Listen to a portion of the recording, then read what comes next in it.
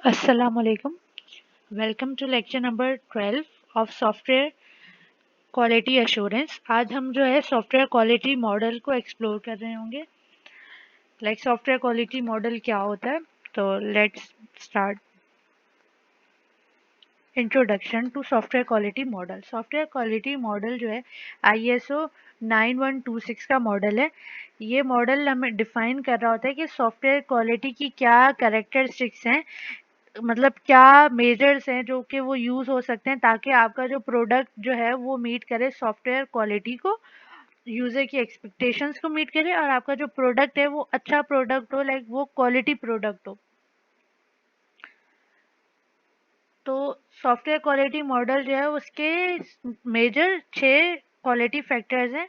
पहला functionality, second reliability, third usability, fourth efficiency, fifth portability और six पे आता है मेंटेनेबिलिटी।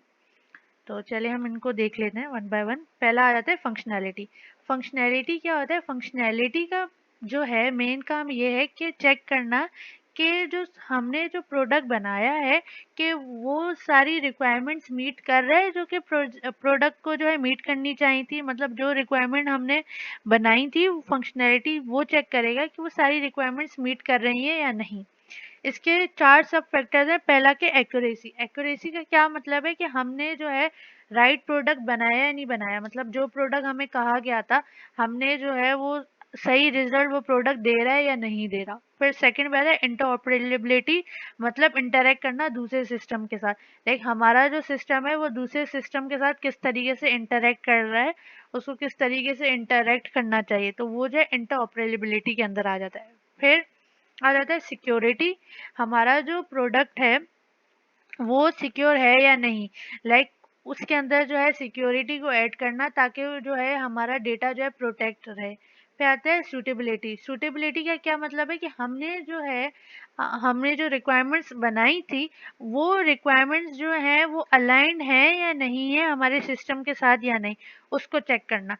अब लोग अक्सर एक्यूरेसी और सूटेबिलिटी के अंदर कंफ्यूज होते हैं। एक्यूरेसी का मतलब ये होता है कि जो है करेक्ट रिजल्ट दे रहा है या नहीं दे रहा, और सूटेबिलिटी का क्या मतलब है कि हमारी रिक्वायरमेंट सही है या नहीं। तो फंक्शनैलिटी का ओवरऑल काम क्या होता है कि सिस्टम को चेक करना कि जो रिक्वायरमेंट्स हमने बनाई थी, जो रिक्वायरमेंट जो सिस्टम को जिस तरीके से काम करना चाहिए था वो उस तरीके से कर रहा है या नहीं कर रहा। फिर सेकंड पे आ जाता है रिलायबिलिटी। रिलायबिलिटी फैक्टर के अंदर क्या होता है? रिलायबिलिटी चेक कर रहा होता है कि हमारा जो सॉफ्टवेयर है वो कंसिस्टेंटली, मतलब थ्रू आउट, मतलब जैसे प्रोडक्ट जो है वो स्टार्टिंग से सही से परफॉर्म कर रहे हैं या नहीं कर रहा, और उसके अंदर कोई चेंजेस तो नहीं आ रहे with the period of time. और अगर कोई फेलियर्स आ रहे हैं तो फिर वो रिलायबल नहीं है।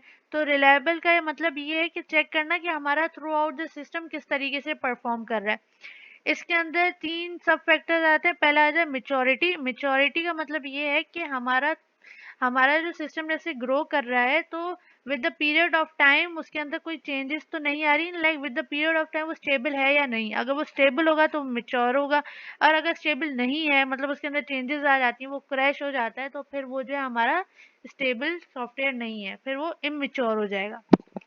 फिर सेकंड बात है फॉल्ट टॉलरेंट। फॉल्ट टॉलरेंट का क्या मतलब होता है कि हमारा जो सिस्टम है उसके अंदर कोई अगर इश्यूज आ जाते हैं, कोई अनएक्सपेक्टेड एरर्स आ जाते हैं, हमारा सिस्टम जो है उस टाइम पे क्रैश ना करे। सिस्टम जो है अगर एक मॉड्यूल खराब हो जाता है, एक क्रैश हो जाता है, वो सिर्फ एक ही क्रैश हो, दूसरे जो है सही से चल रहे हो। तो फॉल्ट टॉलरेंस यही होता है कि हमारा जो सिस्टम है वो एरर्स को हैंडल करना जानता है नहीं जानता। अगर वो एरर्स को हैंडल कर लेगा तो रिलायबल होगा, नहीं करेगा तो हम उसे रिलायबल नहीं कहेंगे। फिर सेकंड पे रिकवरेबिलिटी। रिकवरेबिलिटी के अंदर क्या होता है कि अगर कोई एरर्स आ जाते हैं तो वो किस तरीके से हमारा सिस्टम उन एरर्स को हैंडल कर रहा होता है। क्रैश ना हो, कुछ स्टॉप हो जाए या कोई मैसेज जनरेट कर दे तो वो, और अगर एरर आ जाता है तो कितने टाइम बाद वो जो है, ऐसा ना हो कि बिल्कुल कंप्लीटली हमारा सिस्टम शट डाउन हो जाए। तो रिकवरेबिलिटी के अंदर क्या होता है कि जब कोई एरर आता है तो हमारा सिस्टम किस तरीके से उस एरर को डील कर रहा होता है, किस तरीके से रिकवर कर रहा होता है।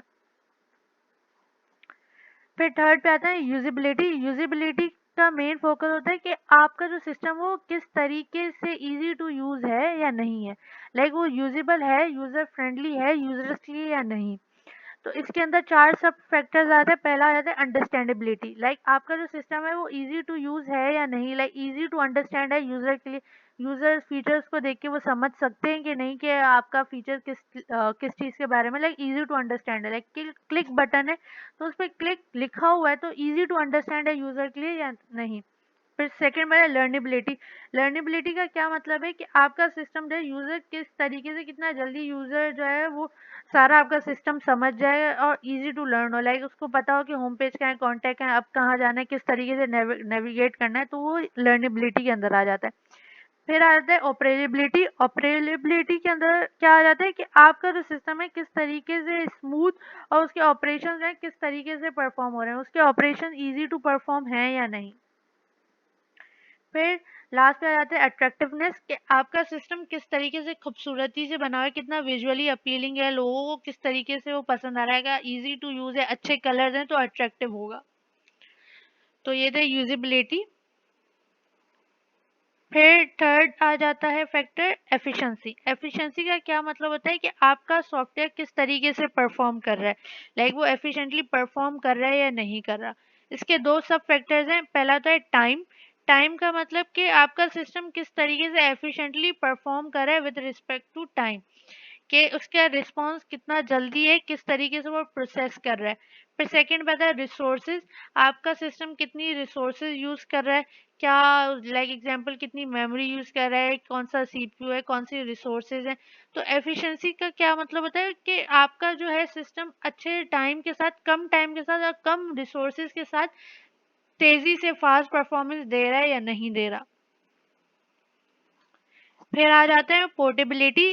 पोर्टेबिलिटी का क्या मतलब होता है कि आपका सिस्टम डिफरेंट एनवायरनमेंट पे काम कर रहा है या नहीं कर रहा है, लाइक काम कर सकता है या नहीं कर सकता, और कर रहा है तो कैसे कर रहा है।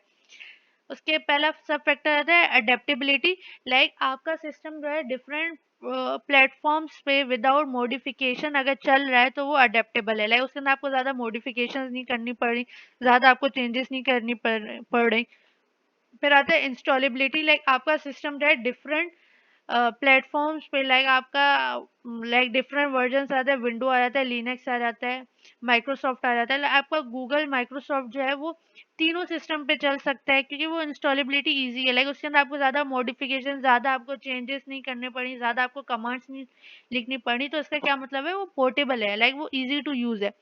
पता है रिप्लेसिबिलिटी, अगर आपका जो है एक सिस्टम जो है एक सॉफ्टवेयर है उसकी आपको फंक्शनैलिटी चेंज करनी है तो वो फंक्शनैलिटी इजी से चेंज हो रही है या नहीं हो रही। अगर हो रही है तो वो रिप्लेसिबिलिटी है, और अगर नहीं है तो फिर वो रिप्लेसिबिलिटी नहीं है, फिर उसके अंदर पोर्टेबिलिटी आपके सॉफ्टवेयर के अंदर नहीं है। तो आपका सॉफ्टवेयर जो है वो अडेप्टेबल, इंस्टॉलेबल और रिप्लेसेबल होना चाहिए। फिर आ जाता है लास्ट में मेंटेनेबिलिटी। मेंटेनेबिलिटी क्या होता है कि मेजर करना कि आपका सिस्टम जो है इजी टू फिक्स है या नहीं, लाइक आप उसके अंदर अपडेट्स कर सकते हैं, लाइक आप अपने सिस्टम को इम्प्रूव कर सकते हैं या नहीं। इसके अंदर आ जाता है एनालाइजेबिलिटी, लाइक आप जो है इजी टू आइडेंटिफाई हो कि अगर कोई बग्स हैं आप सिस्टम को इजीली एनालाइज कर सकें कि उसके अंदर कौन से कोई बग्स तो नहीं, उसके अंदर कोई डिफेक्ट्स तो नहीं आ रहे।